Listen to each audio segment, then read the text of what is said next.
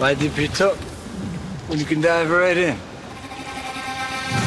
Why let things simmer when you can cook up a storm? Why live life in half measures when you can live it to the brim?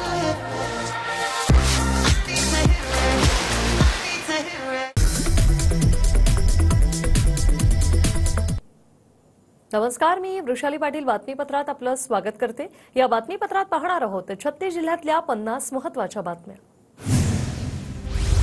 Eknath शिंदेंनी मुख्यमंत्री पदाचा दावा सोडला। देवेंद्र फडणवीस यांचा मुख्यमंत्री होण्याचा मार्ग मोकळा। मुख्यमंत्री पदाबाबत मोदी आणि शहांचा निर्णय मला मान्य, शिंदेंचं वक्तव्य। महाराष्ट्रात भाजपचा मुख्यमंत्री होणार, भाजपच्या मुख्यमंत्र्यांना आमचं पूर्ण समर्थन। फडणवीसांच्या सीएम पदाला एकनाथ शिंदेंचा पाठिंबा। मुख्यमंत्री कोणी येऊ द्या पण मराठ्यांची एकजूट सरकारला घाम फुटणार, मनोज जरांगेंचा इशारा। कुणी येऊ द्या मात्र आरक्षण घेणारच, जरांगेंची प्रतिक्रिया।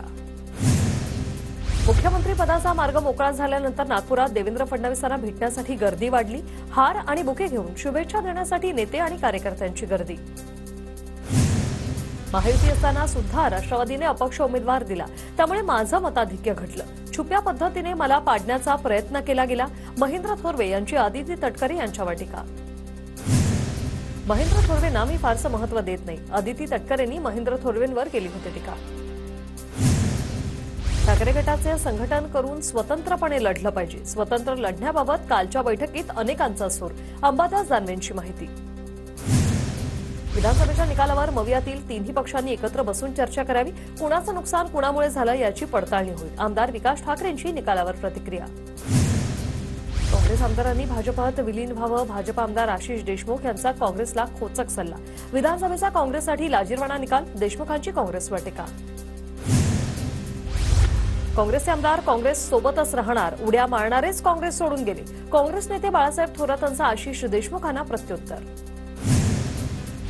नागपुरात हिवाळी अधिवेशनासाठी 40 मंत्र्यांचे बंगले सज्ज ठेवण्याच्या प्रशासनाला सूचना। प्रशासनाकडून पुढील महिन्यात होणाऱ्या हिवाळी अधिवेशनाची तयारी। नागपुरात होणाऱ्या हिवाळी अधिवेशनासाठी जोरदार तयारी। दोन्ही सभागृहात नव्या खुर्च्या आणि प्रत्येक आमदारासाठी स्क्रीनची सोय। नव्याने लावलेल्या स्क्रीनवर ऑनलाईन मतदानाची सोय। विदर्भातील संताजी समता परिषदेची फडणवीसांना मुख्यमंत्री करण्याची मागणी। या बैठकीत मागणी करणारा ठराव एकमताने मंजूर। मुख्यमंत्री एकनाथ शिंदेंच्या ठाण्यातील घराबाहेर कार्यकर्त्यांकडून बॅनरबाजी। आमचे मुख्यमंत्री हेच आमचे गुरु, कार्यकर्त्यांकडून योद्धा असा उल्लेख असलेले लावले बॅनर। फडणवीस मुख्यमंत्री व्हावेत, भाजपच्या आशाताई अबुचके यांचं साकडं। ओझरच्या विघ्नहर गणपती बाप्पाच्या चरणी साकडं। राज्याचे मुख्यमंत्री फडणवीस व्हावेत यासाठी बंजारा समाजाच्या वतीने गणरायाकडे साकडं। फडणवीसांच्या बाजूने समाज उभा आहे, अखिल भारतीय बंजारा क्रांती दलाचे अध्यक्ष श्रावण चव्हाणांची प्रतिक्रिया। देवेंद्र फडणवीसांना मुख्यमंत्री करण्यासाठी पुण्याच्या सारसबागेतील सिद्धिविनायकाला साकडं। सिद्धिविनायक गणेश मंदिरात होम हवन आणि महाआरतीचं आयोजन। इंदापुरात देवेंद्र फडणवीस मुख्यमंत्री पदाची शपथ घेतानाचा बॅनर। महाराष्ट्राचा मुख्यमंत्री म्हणून शपथ घेतो की असा बॅनरवर उल्लेख। इंदापुरातील बॅनरची जोरदार चर्चा। जळगावच्या चाळीसगावमध्ये संजय राठोड यांना उपमुख्यमंत्री पद देण्याची बंजारा समाजाची मागणी। बंजारा समाजाकडून सेवालाल महाराजांना भोग लावून साकडं।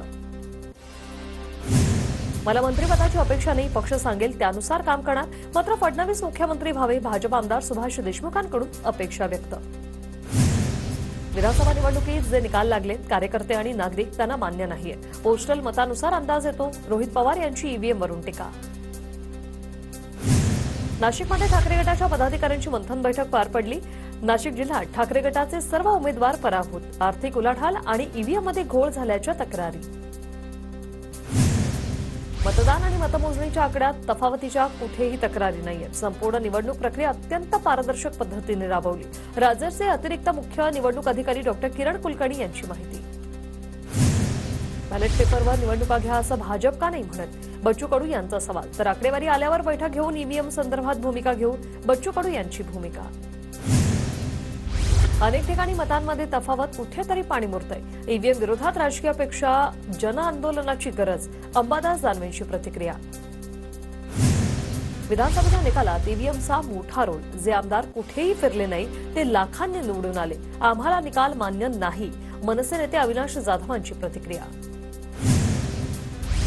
हरल्यावर तुम्ही रडीचा डाव काय खेळता?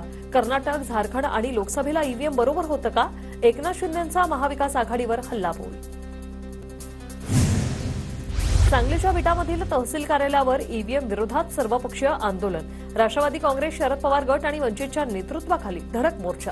संतप्त कार्यकर्त्यांकडून प्रतिकात्मक ईव्हीएम मशीनचं दहन. नाशिक पश्चिम मतदारसंघात फेरमतमोजणीची ठाकरे गटाच्या सुधाकर बडगुजर यांची मागणी. दरम्यान फेरमतमोजणीसाठी एका बूथसाठी 40,000 रुपये शुल्क आणि जीएसटी भरण्यासंदर्भात जिल्हाधिकाऱ्यांचं सुधाकर बडगुजर यांना पत्र. कामगार नेते बाबा आढाव उद्यापासून आत्मक्लेश आंदोलन करणार. देशात संविधान आणि लोकशाहीची थट्टा सुरू असल्याचा आरोप. निवडणुकीच्या तोंडावर पैसे वाटप करणारी योजना म्हणजे अधिकृत भ्रष्टाचार. बाबा आढाव यांची सरकारवर टीका. महायुती सरकार हे ईव्हीएम सरकार. मतदान आणि मतमोजणीमध्ये मोठी तफावत. सचिन खरात यांचा आरोप. रणजितसिंह मोहिते पाटलांच्या हकालपट्टीची भाजपचे जिल्हाध्यक्ष चेतन केदारांची मागणी. बावनकुळेंकडे केदारांची पत्राद्वारे मागणी. रणजितसिंह मोहिते पाटील विधान परिषदेचे आमदार. आमदार रोहित पाटलांचे न्यूयॉर्कच्या टाइम्स स्क्वेअर बिल्डिंगवर झळकले फलक. चाहत्यांचा शुभेच्छा देणारा फलक सोशल मीडियावर व्हायरल. जळगावमधील 139 उमेदवारांना निवडणुकीचा अंतिम हिशोब द्यावा लागणार. 26 दिवसात उमेदवारांना द्यावा लागणार हिशोब आणि हिशोब न दिल्यास कारवाई करणार असल्याचा इशारा. वाशिमच्या रिसोड मतदारसंघात 97 टपाली मतदान बाद. कर्मचाऱ्यांनी मतदान करताना चुका केल्याने मतदान बाद. गणेश्वर शास्त्री द्रविड यांची जळगावच्या अमळनेरमधील श्री मंगळग्रह मंदिराला सदिच्छा भेट. मंदिरातील विश्वस्तांकडून गणेश्वर शास्त्री द्रविड यांचं पाद्यपूजन. सोने आणि चांदीच्या भावात घसरण सुरू. सोन्याचे भाव 1,400 तर चांदी 1,500 रुपयांनी घसरली. सोन्याचे प्रतितोळा दर 76,200 रुपयांवर. वर्ध्यात विरुळमध्ये श्री समर्थ आबाजी महाराज यात्रा महोत्सव. आबाजी महाराजांच्या पालखी सोहळ्यात भजनी दिंड्यांचा सहभाग. आळंदीमध्ये कार्तिकी सोहळ्याला सुरुवात. सोहळ्यानिमित्त राज्यभरातून 2 ते 3 लाख भाविक आळंदीमध्ये पोहोचले. माऊलींच्या दर्शनासाठी भाविकांची गर्दी.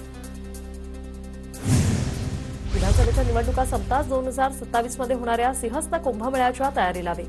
नाशिक महानगरपालिकेकडून 7,000 कोटींचा आराखडा तयार. पुण्याच्या भोर तालुक्यात 95% भात कापणी पूर्ण. आधुनिक यंत्रांच्या सहाय्याने भात कापणी करण्यावर शेतकऱ्यांचा भर. राज्यात पुढील 3 महिने चांगल्या थंडीचे असणार. चक्रीवादळाचा काळ संपल्याने आणि थंडीसाठी पोषक स्थिती निर्माण झाल्याने थंडी वाढण्याचा अंदाज. मिनी काश्मीर म्हणून ओळखल्या जाणाऱ्या महाबळेश्वरमध्ये तापमान घसरलं. मागील 8 दिवसांपासून थंडीत कमालीची वाढ. तर महाबळेश्वर शहरामध्ये किमान 12 ते 14 अंश तापमानाची नोंद.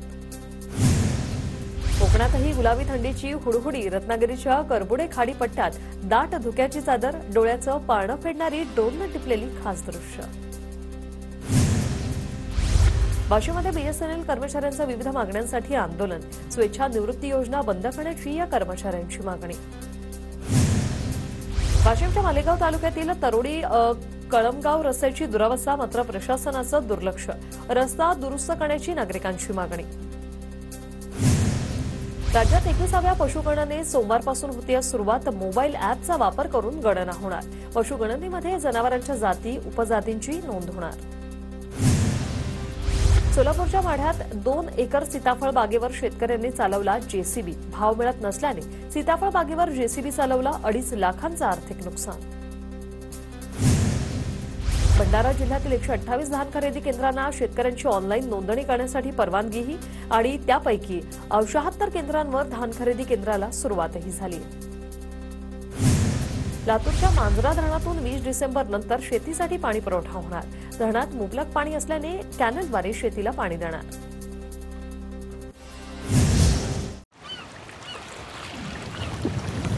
Why deep you took when you can dive right in? Why let things simmer when you can cook up a storm? Why live life in half measures when you can live it to the brim?